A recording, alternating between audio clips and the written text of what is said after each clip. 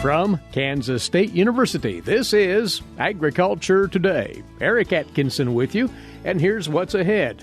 K-State's Nathan Hendricks and Micah Cameron Harp will discuss their new analysis of carbon credit markets and the economic opportunities at hand for you agricultural producers. They'll look specifically at what determines the quality of a carbon credit and how a value is attached to that credit. Then from the Washburn University School of Law, Roger McEowen is back with us, this time to take a close look at what legally constitutes a farm partnership, the standards that must be met as determined by court rulings for a business arrangement to qualify as a partnership. Further ahead, with another Stop, Look, and Listen, K-State's Gus Vander Hoeven, and more for you here on Agriculture Today.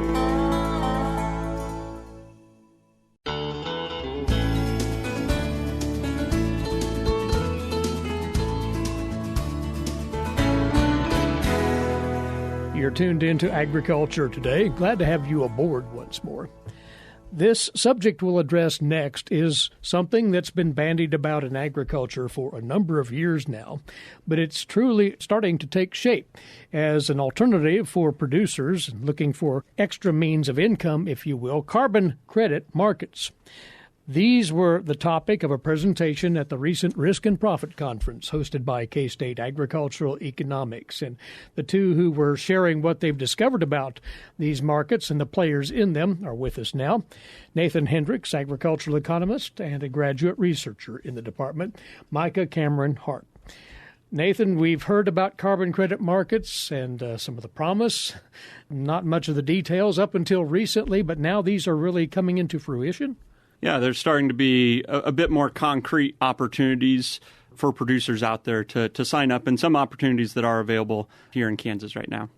Explain, if you would, the premise behind a carbon market and what is driving this.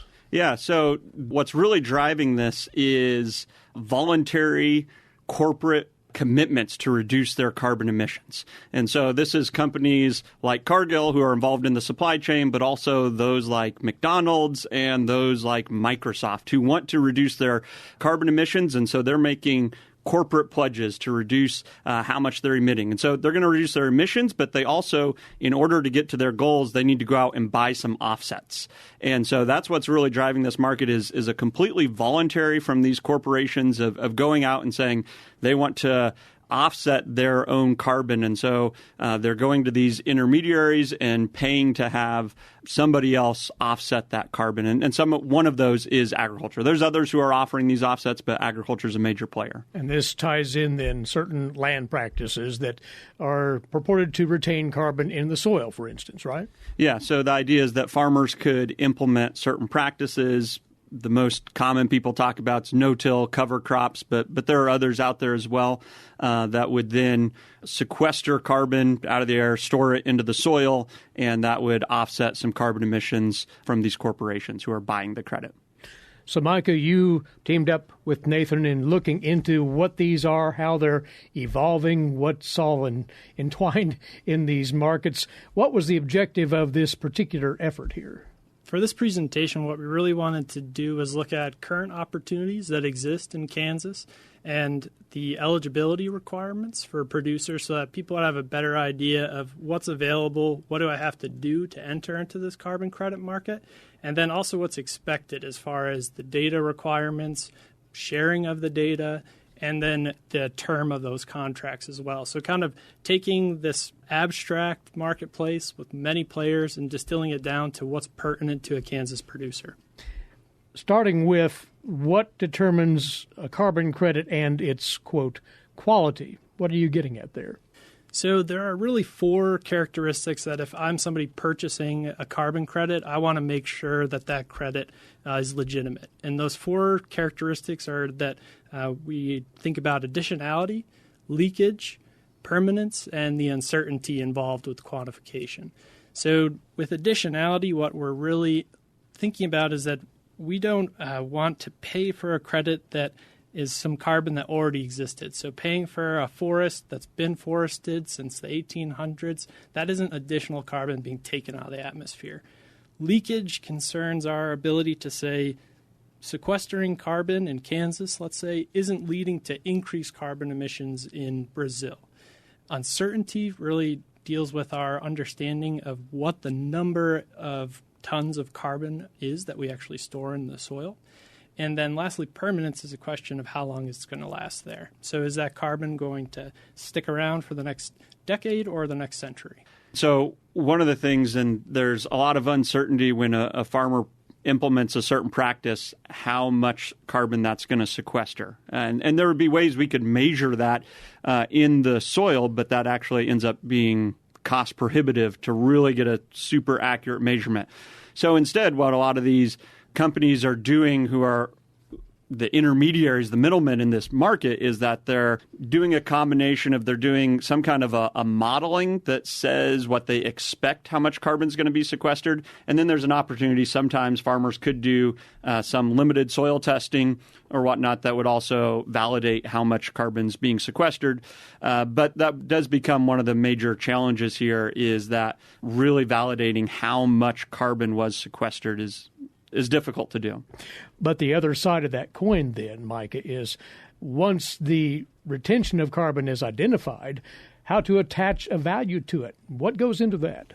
So right now, most of these prices, let's take Nori as an example, it's $15 per carbon removal ton. That is a price that they kind of set, and it's not fluctuating currently. So there isn't this interplay between supply and demand that's generating that price. That's just what you're going to get at this point in time. And Indigo, I believe, has committed to a price floor of $10 per carbon removal ton. Again, ultimately, the goal is that this would be a free market. And so we would see that price fluctuate as companies like Microsoft make these large commitments. The value of those carbon removal tons should go up. And that's really what these marketplaces are hoping to achieve. I think that's where they're intending to go in the next couple of years. In my view right now, this $15 that we're at was kind of a starting point, and then we're hoping to see that fluctuate and catch up with places like the EU, where right now it's trading around $55 per ton. And certainly one thing that would drive that price higher is if there was, in the point, some kind of regulatory pressure for companies to be reducing their emissions, like EU has a cap and trade on carbon or a carbon tax or something like that. If other companies had that, then that would really drive up their demand for how much they'd be willing to pay for these carbon credits. And so, there's some political uncertainty there that would affect this price and what it could be in the future. One thing to bring in here very quickly, for producers who have practiced certain land treatments over the years, no-till for 20 years or 30 years, will these markets extend all the way back to those historical contributions in carbon retention? No, they will not. Right now, the eligibility requirements for enrolling are that you have to have made this practice conversion within the last 10 years for most programs, so since 2010. And one of the reasons why that eligibility criteria exists is that we expect soil carbon to kind of reach this saturation point. So 25 years after adopting no-till, the amount of additional carbon accumulating in the soil is pretty much static. And so that's where we get these requirements. But unfortunately, as you allude to, it does refrain from encouraging or incentivizing those producers who were early converters. There's been some talk about paying instead for carbon retained in the soil. So if you did no-till 30 years ago, paying you for continuing to doing no-till. And that would then remunerate those producers who made the early conversion. But as of the moment, there is not a way for them to enroll. Nathan, how should producers approach engaging in this new and rather unfamiliar market with so many moving parts and variation from vendor to vendor? What's the tactic here? Yeah, I think one thing is you need to be careful of what's in the contract. And so really look into it. How long of a commitment are you making? And if there's a tenant-landlord relationship, to really understand how that could play in here. And so there's a lot of factors. It's not just sign up for the payment, find the highest payment, and go with it. It is looking at what's going to be the data requirements of each place you go to. And each producer also has to make their best understanding of where this market could go. And so our price is going to go up. Is it good to participate now or wait? But it is really important to look into each of the contracts and understand that each of these is different and not just necessarily look for the highest price. Two things I'd like to add to that. One is, in addition to the data requirement for each of these, I think it's important to understand the data agreement as well. So with the intermediary, are you allowing them to then use that production history to market other products, right? Or to share it with other parties that they have a financial interest in? Or is it solely for the purposes of quantifying the carbon that's removed?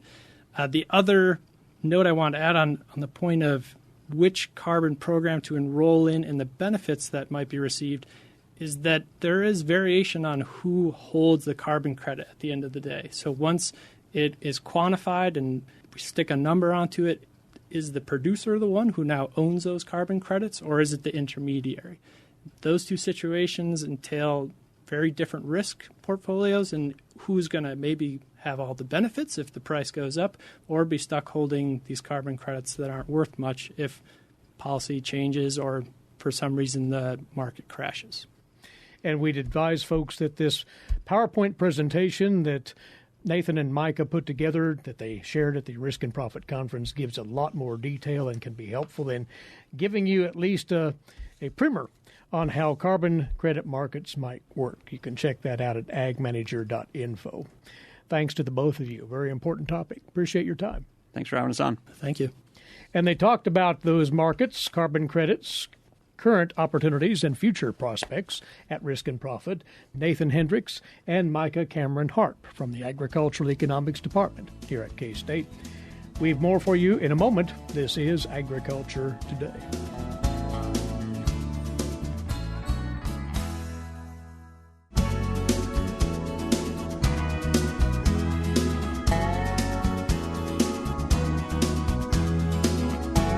Welcome back. You are tuned in to Agriculture Today. And once more, we bring in Professor of Agricultural Law and Taxation from the Washburn University School of Law, Roger McEowen. He's with us every other week right here. And Roger, you're going to tackle today a question that you addressed in a recent blog article that we'll refer folks to before we finish up today.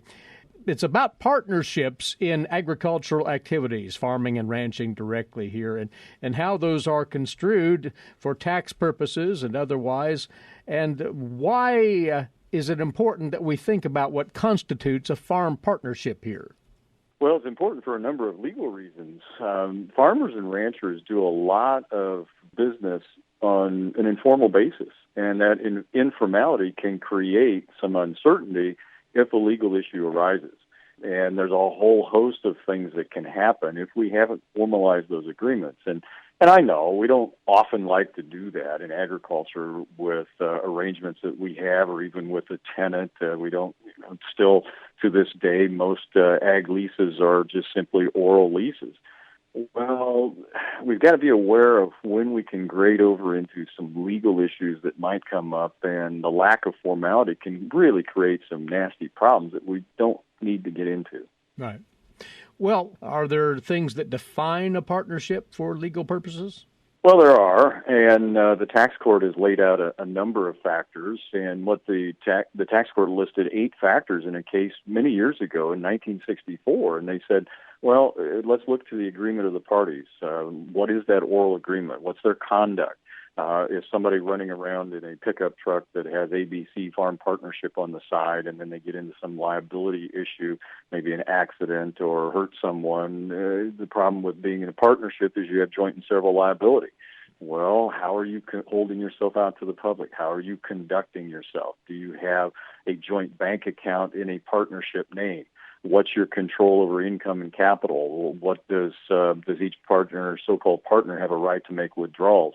Are you a co-proprietor? Are you sharing mutually in the financial ends of things? Are you splitting gross income, or are you splitting net? And a big one for IRS is once you start pulling out your own unique deductions, say as a landlord and a tenant, and a lease relationship, you each have unique items of deduction and expense. Once you pull those out, and you're sharing the balance, that's a sharing of net. IRS will say that's a partnership for tax purposes. Are you filing a 1065, which is a partnership tax return? Most of the time, the answer is no on that, so that's an easy one.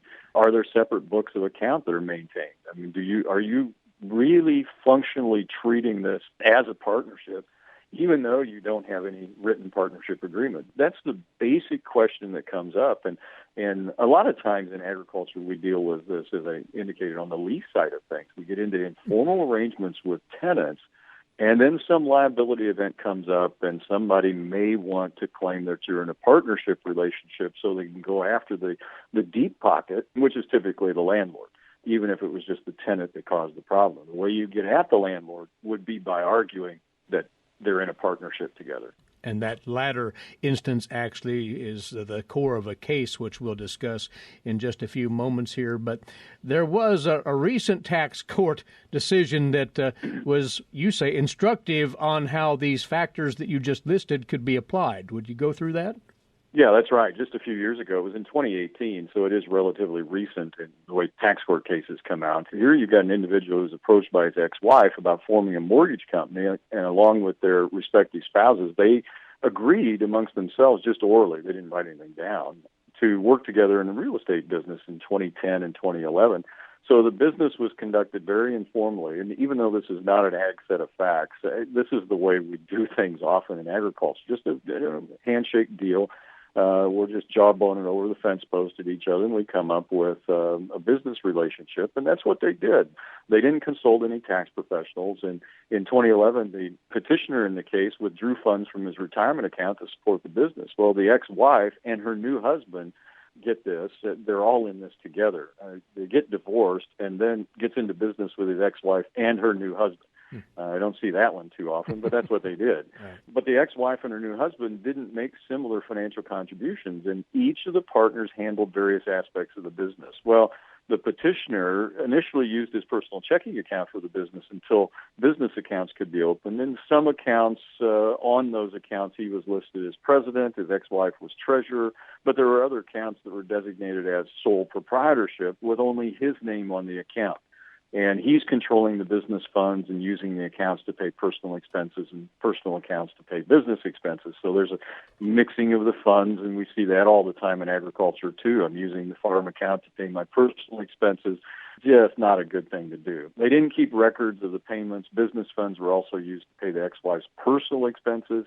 The court went through the factors that the tax court had laid out in 1964 and concluded, no, this is not a partnership for tax purposes because all but one of those factors supported a finding that a partnership didn't exist. Well, even though they were doing this pretty sloppily, there was no equal division of profits. They were withdrawing varying sums from the business on an individual basis. The petitioner was claiming personal deductions for business payments. The ex-wife and her new husband could have received income from sources other than their share of the business income. There wasn't any explanation as to how payments were shown on the ex-wife's return that ended up being deposited back into the business bank account. So this is one where they were so sloppy, so informal, that the court said, we don't know what you're doing, but it's not a partnership. There's not enough formality there.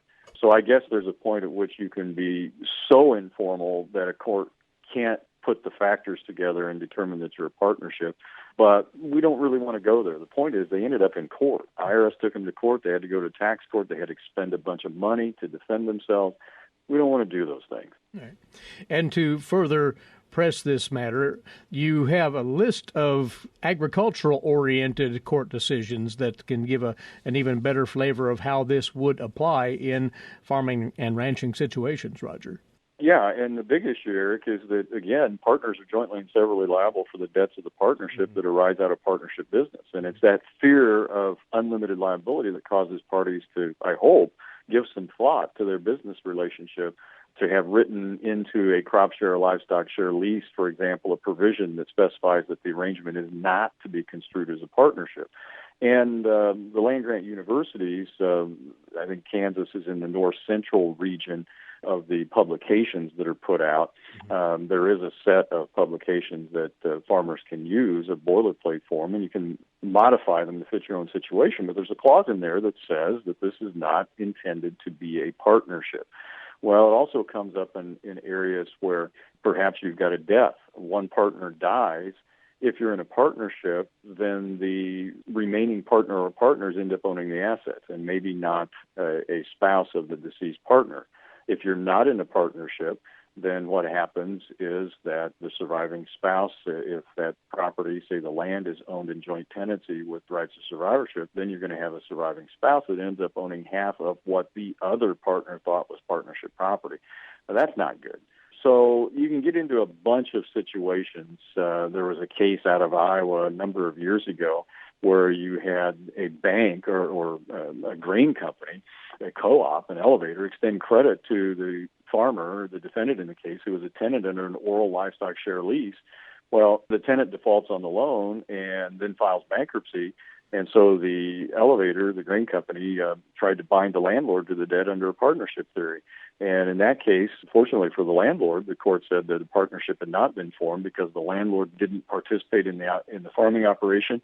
There was no joint bank account that was established, and they were splitting gross returns rather than net profit. So there are just almost innumerable types of circumstances where we can end up in creating legal problems if we don't formalize our business arrangements. Just give it a little bit of thought. Talk to your attorney, talk to your tax professional, and it may not take much to formalize it enough so that you don't have a partnership if you don't want a partnership. And literally the language, this is not a partnership, written down can go a long way to alleviating these concerns then. It sure can. A little bit of expense up front, a little bit of thought, a little bit of planning can save a whole lot of headaches and a lot of expense later on. All right. Well, Roger has put together a good article on all of this, and it lists through the court scenarios that he just talked about and much more concerning what constitutes a partnership in a farming or ranching operation. It's in his blog series dated Sunday, September the 5th, and you can find it at washburnlaw.edu/WALTR. Very important matter for quite a few folks out there. Roger, thanks for going over it with us, and in 2 weeks we will visit again. Thank you, Eric. He's Roger McEowen, and he's with us every other Wednesday on Agriculture Today, professor of agricultural law and taxation at the Washburn University School of Law. Also covered in that blog series on that website recently, Roger has an article on gifting farm and ranch assets to heirs in advance, and a write-up on is there a constitutional way to protect animal agriculture facilities. All good reads, washburnlaw.edu/WALTR. We'll return with more for you after these moments away. You are listening to the K-State Radio Network.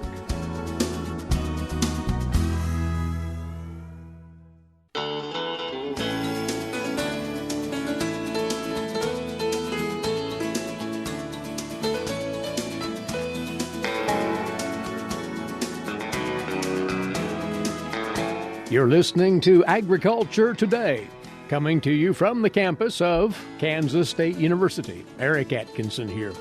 Well, next for you, today's agricultural news headlines, these courtesy in part of DTN. The EPA is actively reviewing how the new dicamba labels performed this summer and is alarmed at the levels of injury reports surfacing from some states. That's according to EPA Deputy Press Secretary Tim Carroll. The review could prompt label changes if necessary, according to Carroll. The agency sent letters last week to Bayer, BASF, Syngenta, and Corteva demanding that they turn over more information on dicamba injury reports from the 2021 season. The letters suggest that the EPA believes that companies are withholding certain reports, such as damage to seed production and research fields, or cupped soybean fields that companies believe should be attributed to other causes. The agency is also communicating with the Weed Science Society of America, state extension agents, academics, and others, including the USDA, about off-target dicamba movement this summer. Carroll said that the EPA encourages others with relevant information to provide it to the agency. Now, agrochemical companies are required by the FIFRA law to report adverse effects such as drift and crop injury from their pesticides to EPA promptly. Companies with over-the-top dicamba herbicide registrations such as Bayer, BASF, and Syngenta are facing enhanced requirements on dicamba injury reporting and studies. In the letters sent to the four companies, EPA suggests that the companies may have withheld some injury incidents concerning dicamba. Those are due within 30 days of a report. Also mentioning allegations that companies are ignoring reports of cupped soybeans if the company investigators believe that another source is the problem, such as drought or soybean genetics. The agency is demanding a long list of information from those companies related to dicamba injury or off-target effects. Researchers are one step closer now to a workable vaccine for African swine fever. The USDA's Gary Crawford has more. The U.S. Department of Agriculture has declared the week of the 13th as African Swine Awareness and Action Week, with special webinars each day on a different aspect of this disease of swine. Monday starts off the week with a webinar on where in the world this disease exists, and it's getting closer, and what's at stake if it were to get into the U.S. Dr. Jack Scheer helps run the USDA's Animal and Plant Health Inspection Service as to what's at stake. If African swine fever was to get into the United States, it would take us probably in the neighborhood of 5 years to eradicate it, and it would probably cost the industry in the neighborhood of $80 to $90 billion just to get rid of that disease here in the United States, and the loss to production would be tremendous. So Monday's webinar will go into detail on this, plus it will give signs producers should look for in their herds. The webinar will be at 2 p.m. Eastern Time, and for more information on how to sign up and the whole week, go online, search African Swine Fever Action Week. Gary Crawford for the U.S. Department of Agriculture. And closer to home, more than 800 youth will be bringing their livestock to Hutchinson for this year's Kansas Junior Livestock Show. Scarlett Higgins tells us here this is the largest youth show in the state. Exhibitors have entered 2,001 animals in the 89th Kansas Junior Livestock Show, which will take place October 1st through the 3rd at the Kansas State Fairgrounds in Hutchinson. A total of 166 market steers, 380 breeding heifers, 232 market hogs, 268 breeding gilts, 303 market lambs, 305 breeding ewes, 194 market goats, and 153 commercial does have been entered to the show. Separate from the selection of species champions, a showmanship contest will be held. KJLS also will again offer the Lead Challenge, which is an educational and advocacy event that provides an opportunity for exhibitors to learn about current industry issues and apply that information in a competitive environment. Exhibitors will be divided into 3 age divisions, junior, intermediate, and senior. All will participate in the Lead Listen and Learn, showmanship, skill stations, and an interview. In addition, the show will present several scholarships to exhibitors who have excelled academically, in community service, and in 4-H and FFA. This is the 29th year for the scholarship program, which has awarded a total of $490,500 to 348 exhibitors since 1993. Last year, a total of $17,600 was presented to 11 individuals. In conjunction with KJLS, the Kansas Livestock Foundation will sponsor a club calf show and sale. Steer and heifer prospects from some of the top club calf producers in the Midwest will be consigned. The event will take place October 2nd. Sale commission proceeds will go toward the Kansas Livestock Foundation Youth and Agriculture Scholarships. The Mid-America Classic Collegiate Livestock Judging Contest also will be held in conjunction with the show. This event, which has taken place for more than 30 years, provides competitors with the opportunity to sharpen their livestock evaluation skills, develop their critical thinking and decision-making abilities, and refine their public speaking skills. I'm Scarlett Higgins. Thanks, Scarlett. Kansas State University, a proud co-sponsor of the Kansas Junior Livestock Show. On the calendar, Kansas State University will be hosting its Agricultural Lenders Conferences very soon now, 2 in-person sessions plus 1 online. The location specifically in Garden City on September the 28th. That's a Tuesday. The following day, the 29th, in Manhattan. There'll also be an online live stream of that session in Manhattan on the 29th, if one so chooses to go that route. This conference designed to provide the Kansas financial community with updates on current agricultural topics, and here is the rundown for each of these sessions. The program will get going at 9 o'clock in the morning with a look at determining the cost of production for cow-calf producers. Robin Reed with that. Then K-State's Jenny Ift to follow with insurance options for cow-calf producers. And later in the morning, a summary of the beef demand trends and recent research. K-State's Glenn Tonzer will take a look at that. Closing out the morning part of the program, K-State's Terry Griffin with an introduction to new interactive web tools, Farmland Values Tool and the Stepped-Up Basis Tool. In the afternoon, a look at upcoming agricultural economic programs, again with Robin Reed.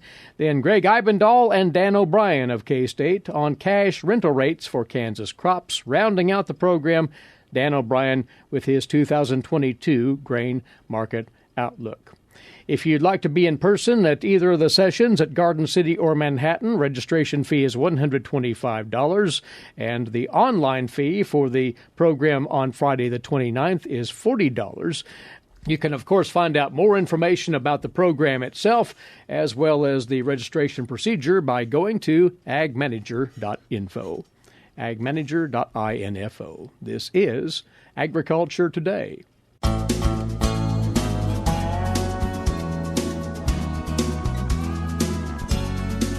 This is Agriculture Today. Stop, look, and listen. I have wondered how much valuable stuff might be buried at the landfill. That's Gus Vanderhoeven of Kansas State University with comment on life in rural Kansas. Last week I told you the story how I crawled into a trash bin to retrieve the handbag of a friend of mine.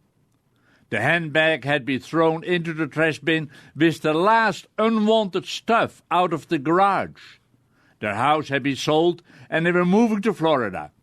I never asked how it happened, but the handbag was gone. I received that frantic phone call the next morning after they had left. The lost handbag held heirloom jewelry, old coins, and money. Yes, I crawled into the bin, a big one, and looked and looked.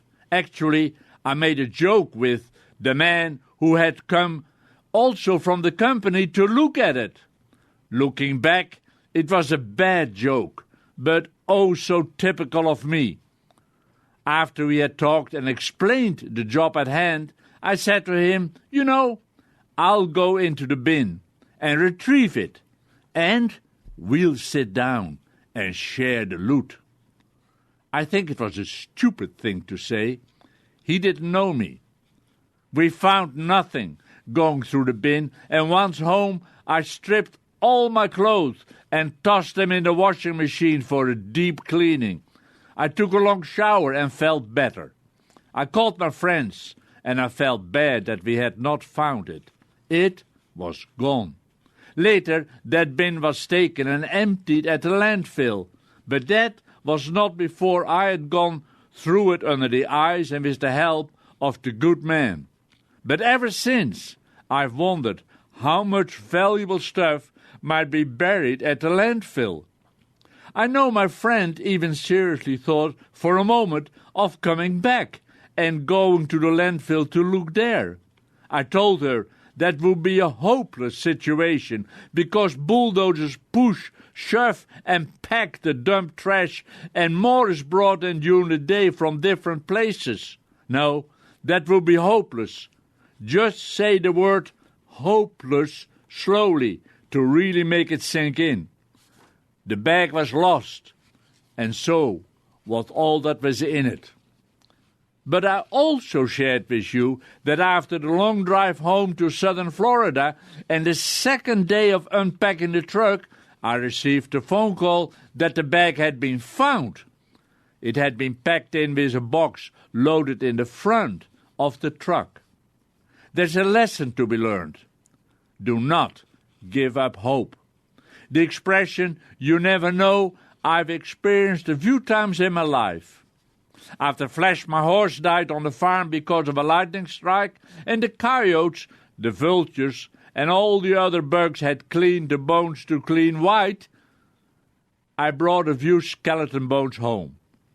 I placed the complete skull on a board in the car porch. I see him when I drive in. The skull still had all the teeth.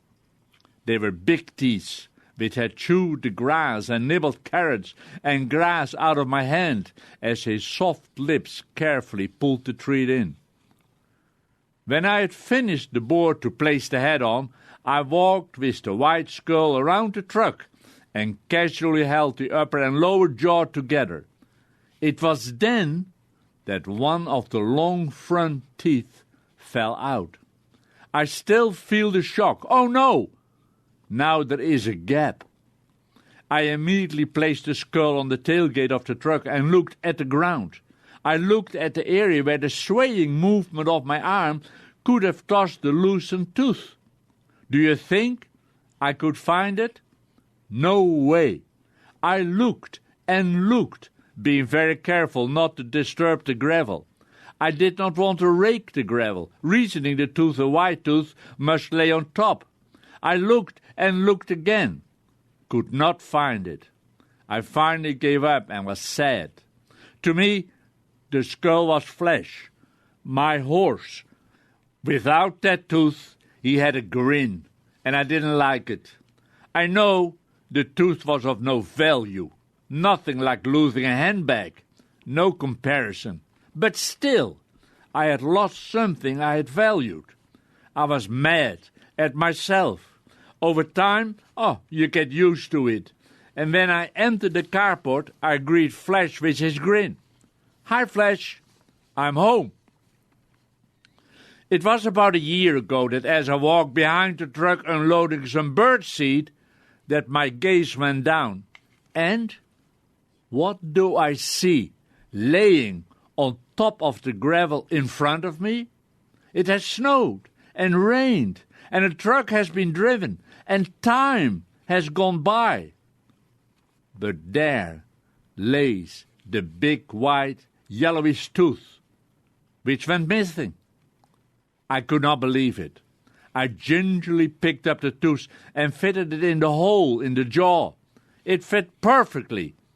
Flash looked happy. But I didn't keep the tooth in the right place. After examining the tooth and making sure no damage was done, I very carefully drilled a small hole through the narrow end of the 2-inch long tooth. I slipped a soft leather cord through it, and I have worn it.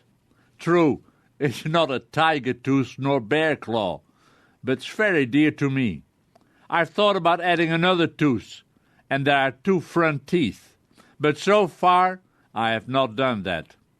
The tooth has grazed the prairie grasses. As a gelded stallion, he has pulled up his lips. He has nuzzled me.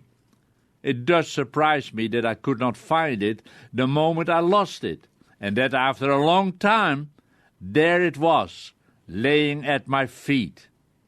There again is a lesson here. Never lose hope. You just never know. Gus Vander Hoeven of Kansas State University with his weekly commentary on life in rural Kansas. Ahead for you tomorrow, we'll welcome in K-State's Jason Berthold and Calder McCullum. They'll talk about their new study of the factors behind farmer decisions on adopting or not adopting conservation practices in their crop production. An interesting piece of research, and we'll cover it with Jason and Calder tomorrow, right here. Please be back with us then. Meantime, Eric Atkinson bidding you a good day for Agriculture Today. This is the K-State Radio Network.